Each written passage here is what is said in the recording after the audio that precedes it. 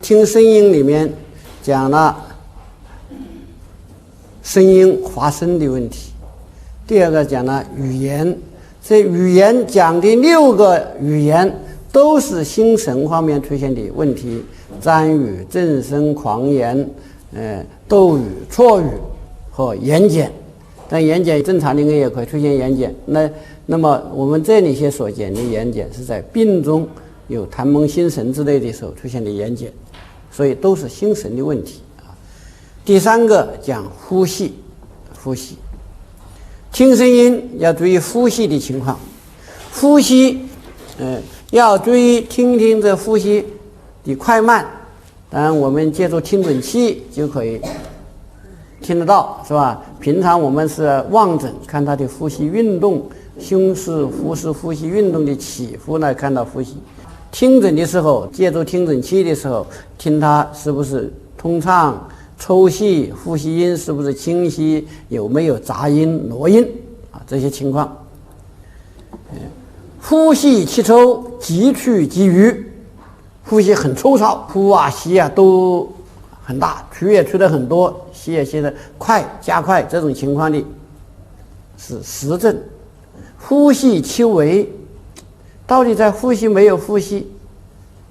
望诊的时候胸腹部起伏不明显，那么用听诊器听的时候，那个呼吸音降低，取去取余，取气进气呼或吸都显得比较慢，这多半见于虚症，这是常规。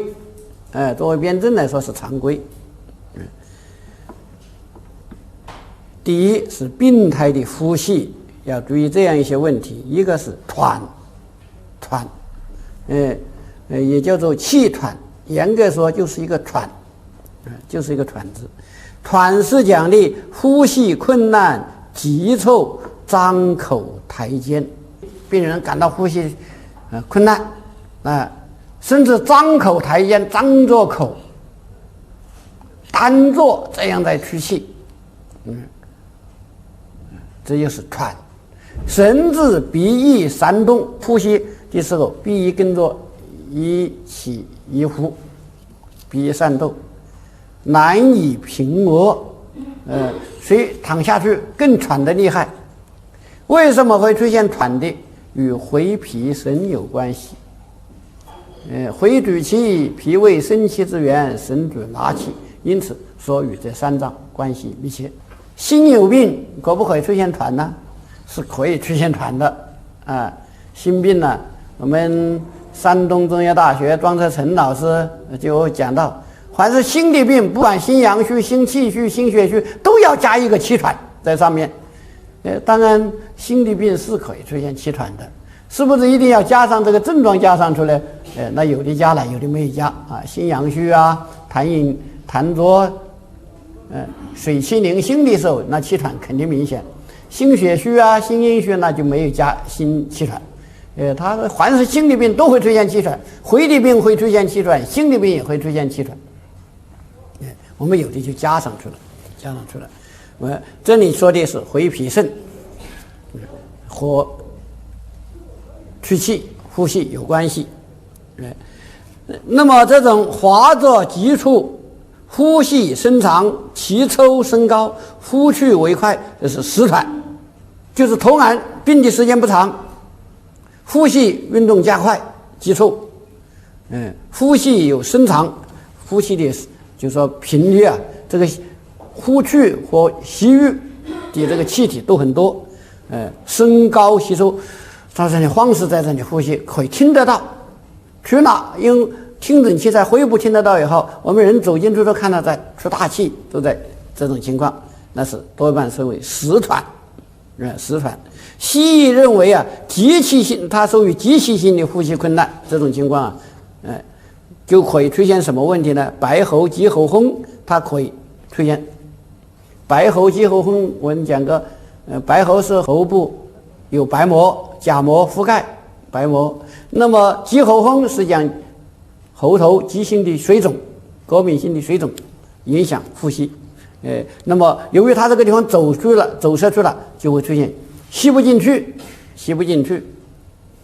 那么这个机器实喘是不一定就是机器性的困难呢，倒也不一定啊。西医它没有说这个实喘、虚喘，它不这样分，它只分吸气性的困难、呼吸困难，还有呼气性的呼吸困难。那么这种喉头受肘了，吸气体挤不进去的，那是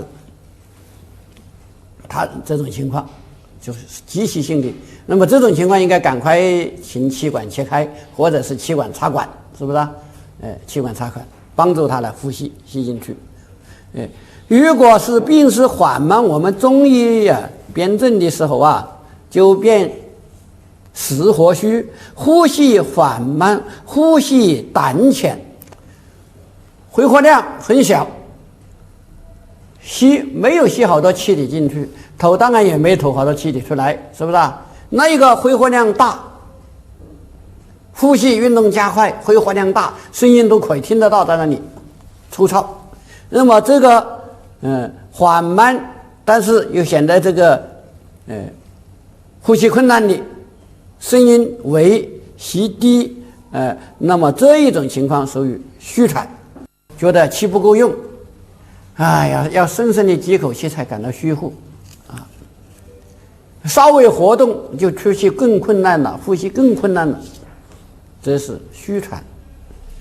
虚喘，西医有一种叫做呼气性的呼吸困难，就是实际上是回功能丧失，回的功能减弱了。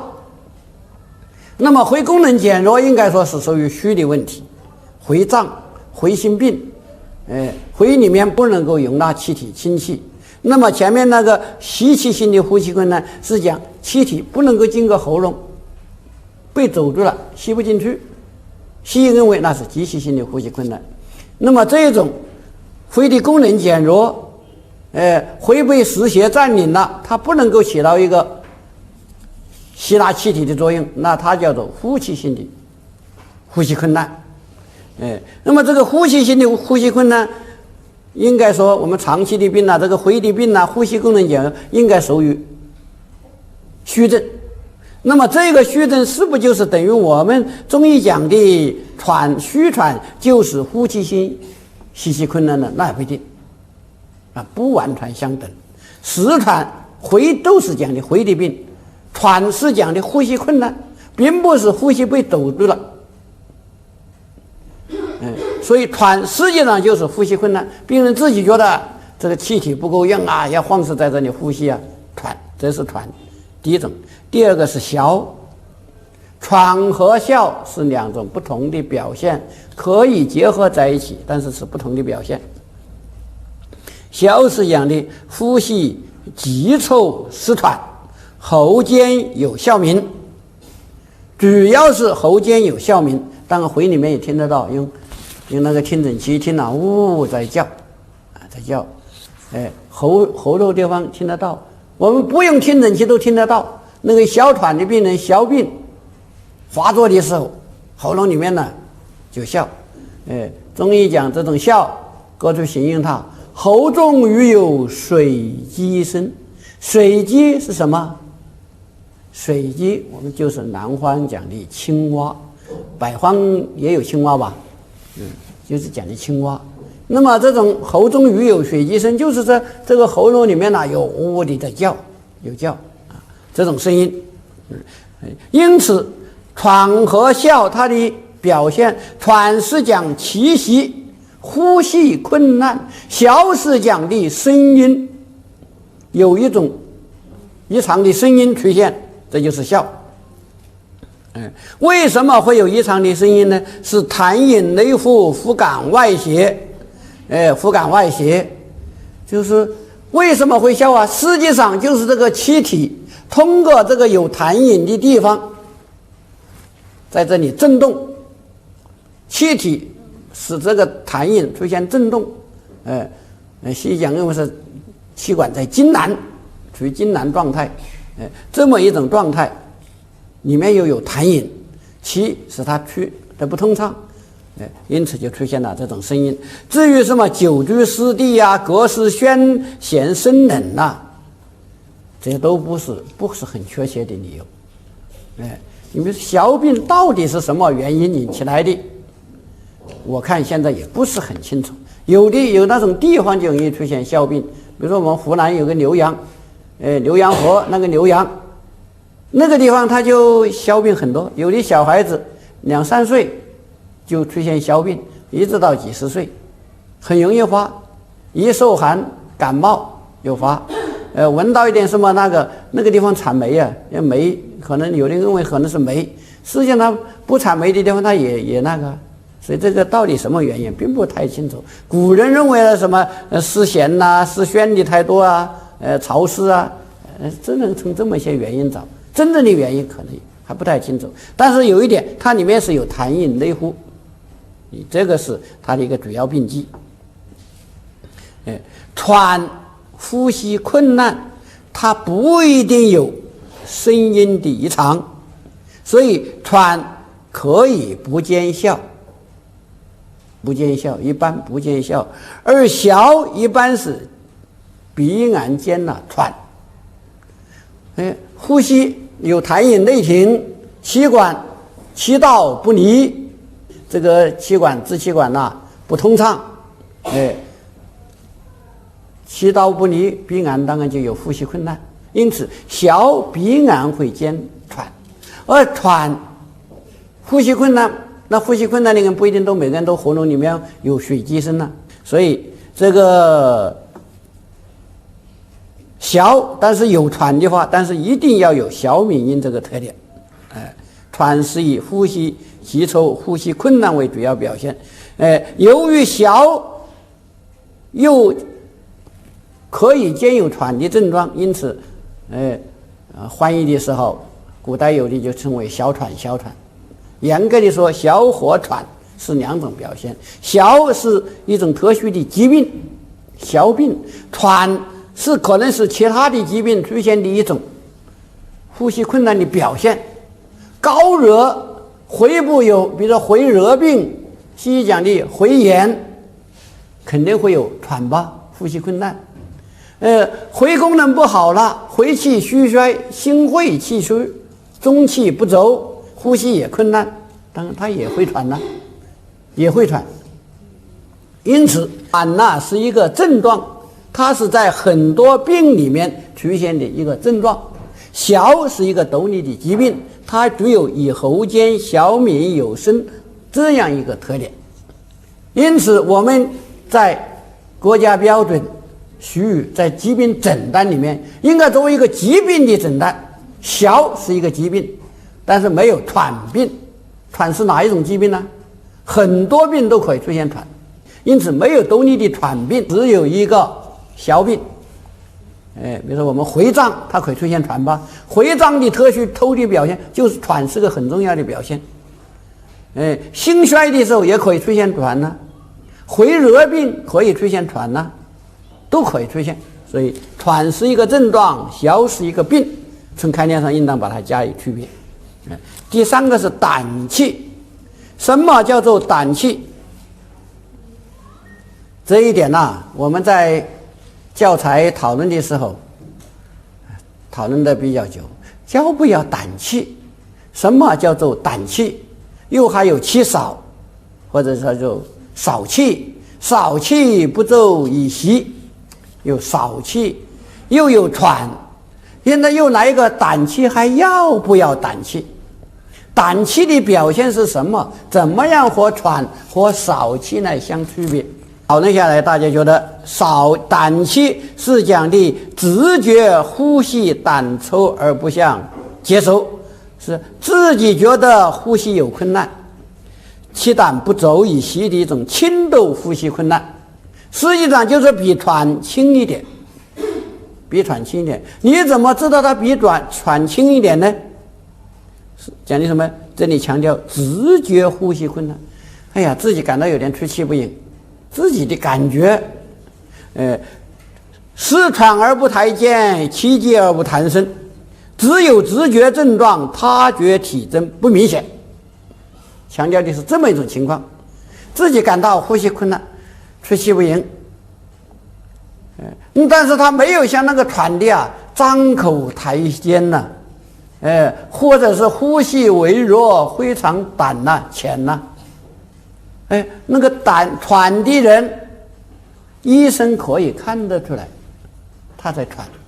胆气也有呼吸困难，但是医生可能没有看不到，只有病人自己我怎么样？哎呀，觉得出气啊，呼吸有点困难，有点出气不赢，自己这么说，自己觉得有气胆，不想接受这种表现，因此它属于一种轻度的呼吸困难，实际上就是说比喘要轻一点，这是第三种。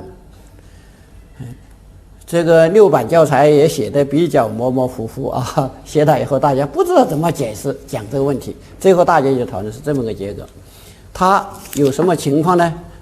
虚症，因为喘有实和虚的区别，是不是啊？它比喘轻微一点，轻度的喘。虚症的话，它往往就兼有声音低微，声音低微。实症的话，兼有胸闷、腹胀等等的，那是属于实症。所以这个喘胆气啊，它是介于这个少气和喘之间的一种表现。这个少气，今后如果说这个呼吸感到很微弱，接气不到，气少了，一严重一点，那就是少气了。喘、胸闷，感到有点呼吸困难，再严重一点，那就变成喘了。所以重则为喘。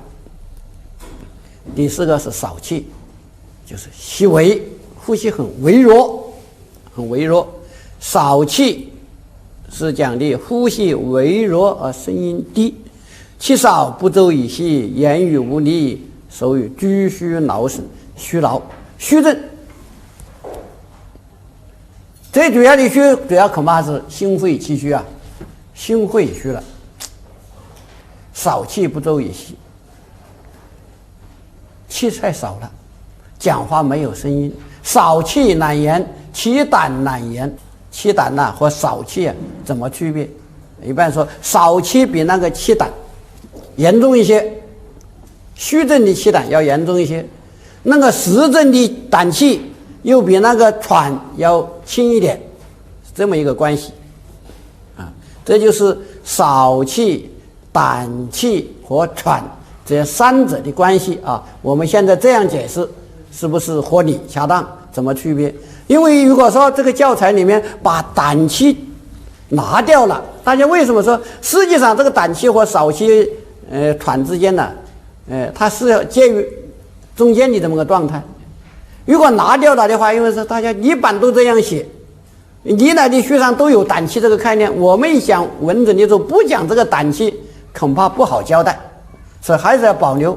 要交代怎么样去解释这个问题，6版就解释来解释去好像不好解释。我们现在就明确，他是自觉的呼吸有点困难，但是他觉不明显，你没有看到他在这里张口抬肩呐，感到气息微弱，看不出来，是自己一种感觉。如果这种感觉实症的话，他还胆气严重一点，就变成喘了，实喘，外面看得到了。如果在这个虚症的这种胆气接气不上，自己觉得有点气少不周以息，那么严重的时候就变成少气了。因此它介于这么一种情况之间，就是直觉呼吸有点困难，他觉症状不明显。这个少气应该他觉也看得到啊，呼吸很微弱，他自己感到没有气，呼吸也微弱，那就是少气。喘，看到他的张口抬肩呐，感到闭止啊，甚至都感到很困难，那就是喘。因此喘和少气的他觉症状明显一些。第二个讲呼吸听诊呼吸音的异常，这是新加的内容。为什么把这些内容加上来？这就是在编教材的时候啊，国门教材主编在那开的时候，我们长春中医学的任继学老师、任继学教授就讲，中医听诊器，中医早就也有，古代叫做听诊仪并不完全是西医，当然应该经受的这个接头啊，用橡皮来传导，橡皮管传导，这是西医那个的。中医各处直接就是一个木头听，它是中医各处有一种听诊木，听的这种木啊，听声音的这种木头接在耳朵上，那么这个声音、听声音、听呼吸音这些东西都能够为中医辩证，为什么我们中医诊断就不能用啊？是可以用，因此大家也就写上了一点，但是又不能写得太多，一写得太多了，那么西医诊断学它还要讲的，我们这里讲一些基本的知识。这个听诊的呼吸音一般是要借助听诊器来进行听。要听什么呢？要请我们同学有这么一点概念，就是怎么样为中医辩证服务。呼吸音有回泡呼吸音和支气管呼吸音两种。回泡呼吸音是在回里面，支气管呼吸音是在气管的地方。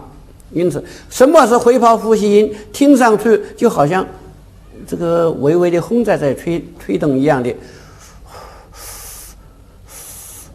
有这么一种轻轻的声音，呼的这么一种声音，好像在刮风，风刮得不猛烈。用听诊器在回里面一听就可以听得到。回的大部分题因为每个回都有回泡嘛，是回的回泡，出现的这种声音。这种声音我们中医也可以听一听，目的在什么？为辩证服务。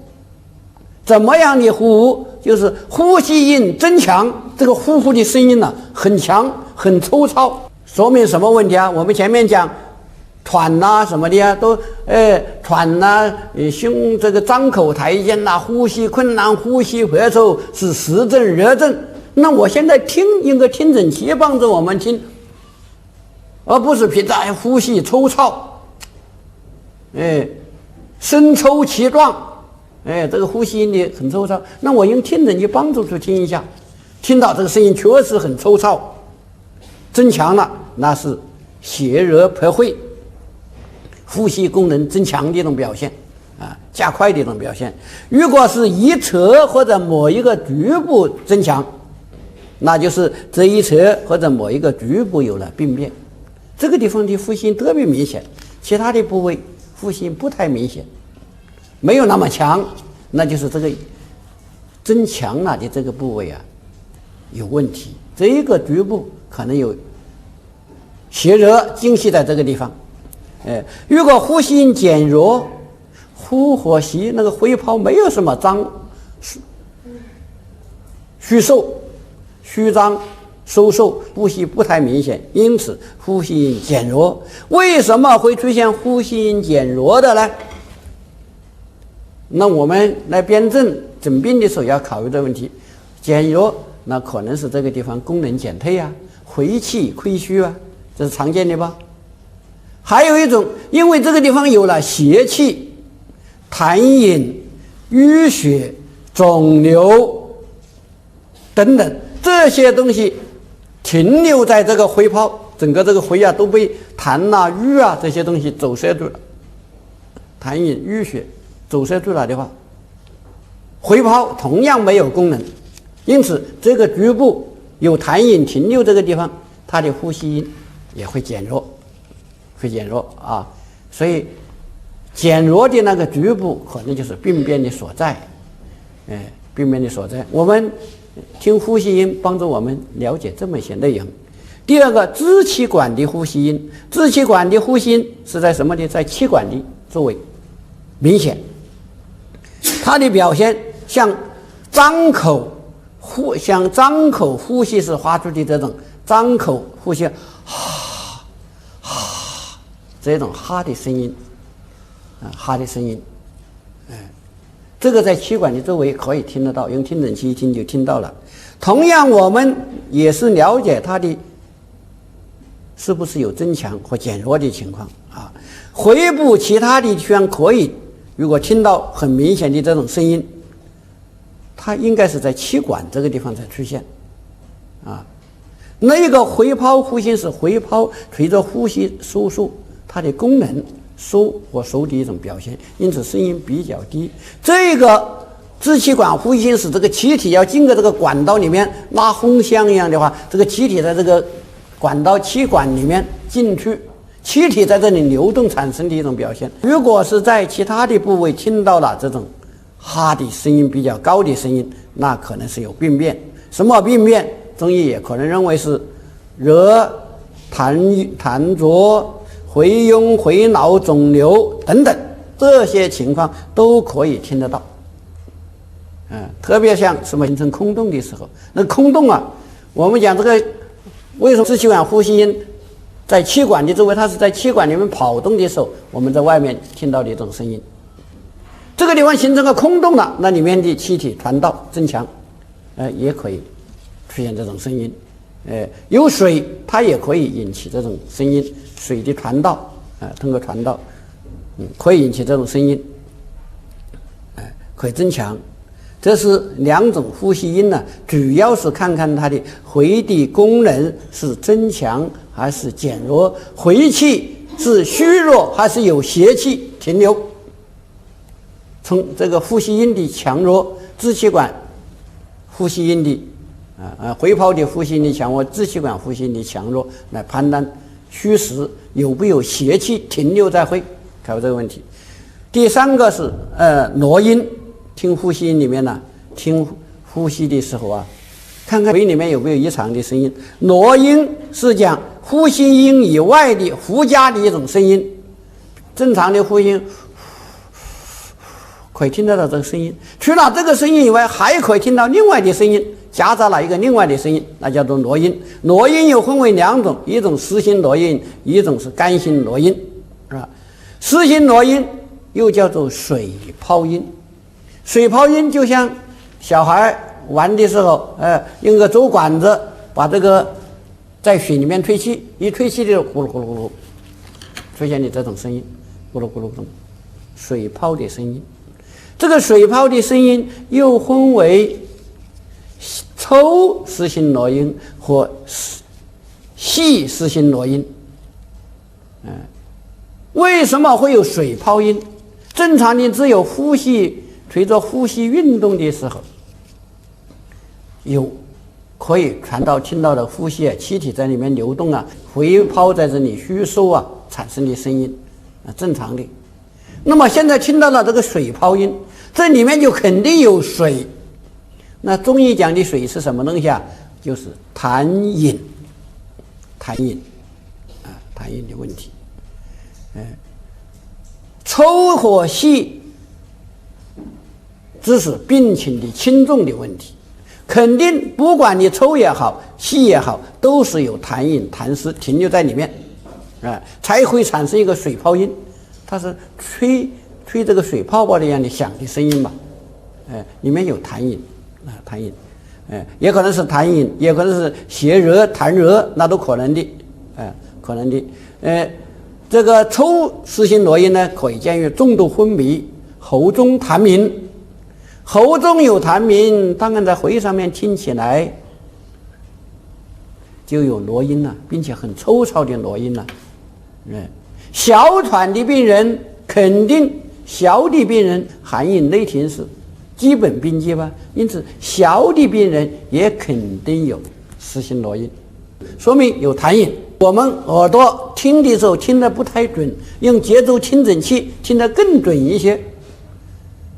耳朵还没有听到喉中痰鸣，那么我在接触听诊器已经听到了有痰鸣，有水泡音，有湿性挪音，抽湿性挪音，那不是更准一些吗？主要目的是这样说明里面有痰饮。干性挪音，干性挪音就是有音乐性的挪音，像吹笛子一样，呜呜，或者是金属的这种声音较长的音乐性的这种呼加音。你平常的呼吸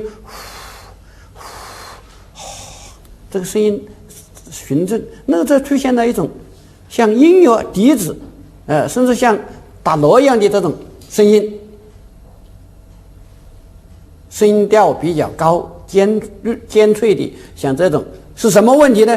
其他问题的表现就是气管处于痉挛收缩，这个气体通过的时候不通畅，